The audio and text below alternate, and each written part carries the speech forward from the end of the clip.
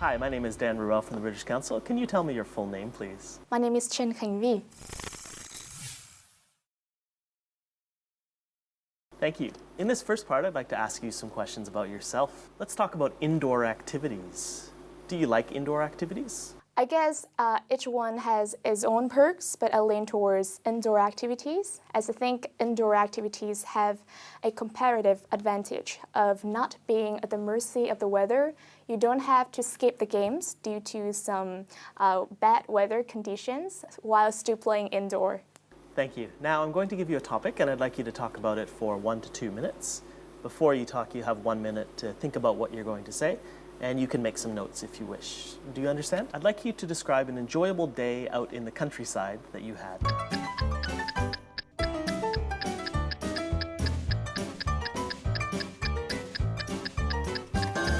Well, today I'm going to tell you about an interesting one-day trip that I had in the countryside. So last weekend, I and my friend decided to take a 100-kilometer trip to Thanh Ngoai Commune, which is the suburb of the capital of Hanoi, in order to let our hair down and go exploring some Vietnamese traditional village, particularly Chuông Non La village. So, you know, Chuông Non La village is acclaimed for its special product, non la, or what we call Asian hat, farmer's hat, Vietnamese hat.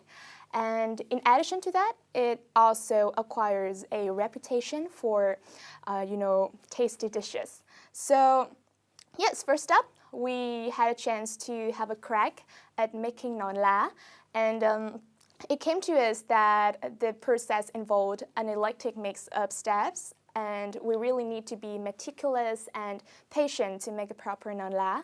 It was pretty demanding, but we managed to make a 4 non la at the end. And after that, we decided to try some local cuisine, and we tucked into home-cooked food by the locals, which we really fell in love with, especially the fried chicken. That is cooked that is made to their Vietnamese traditional recipe. And yes, in general, we got a kick out of these cultural activities, as it did broaden our experience and understanding about the country life. And yes, that experience was a blast. In part 3, I'm going to ask you some questions related to the topic we talked about in part 2. What advantages does living in the countryside have compared to living in the city?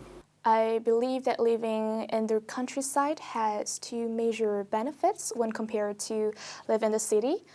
Their number one benefit is that the country is less polluted because it's traffic-free, so there's hardly any toxic emissions from the vehicles like in the city. And the second highlight is that living in the countryside offers people a feeling of peace and tranquility as we are closer to the nature, some breathtaking landscapes, in contrast to skyscrapers or traffic congestion scenes like in the city. Thank you very much. That's the end of the speaking test. Thank you.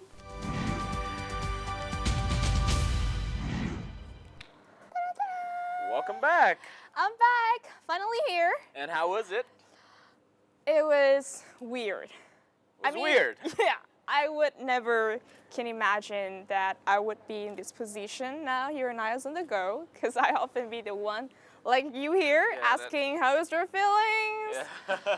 How did you do? That's the easy part. Yeah. So, how were the questions? Were they challenging? A little bit demanding at first, but as you said, the tensions will be eased gradually. Right. So I experienced that. I'm sure the examiner will agree with me that your performance was amazing. Okay, so let's have a look at the comments from our IELTS expert. I cannot wait.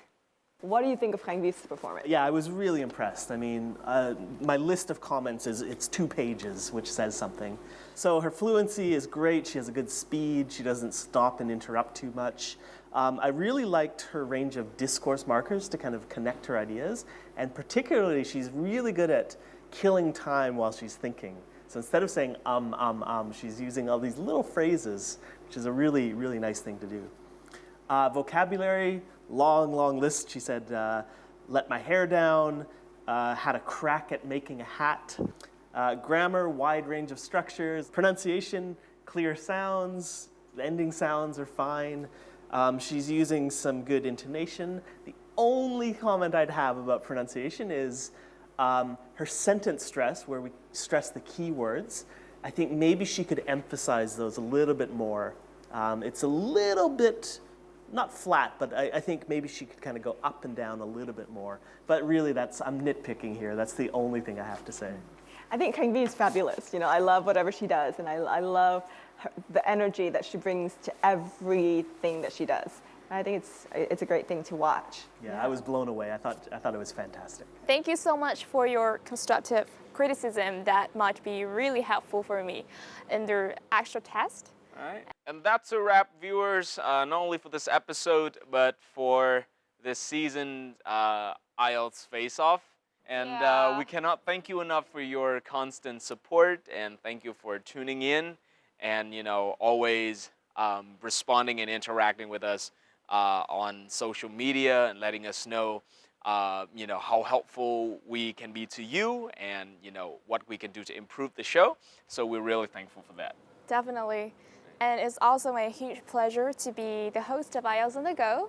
Mine as well. I had a lot of chance to talk to many people, different stories, different feelings, different experiences, but we share one common goal, that we really want to pursue high scores in IELTS. Yes. And I hope that the whole season help you guys to achieve your goals. We do wish that. And this is not the end. We look forward to seeing you in the next season as well. All right? Yeah. So stay tuned.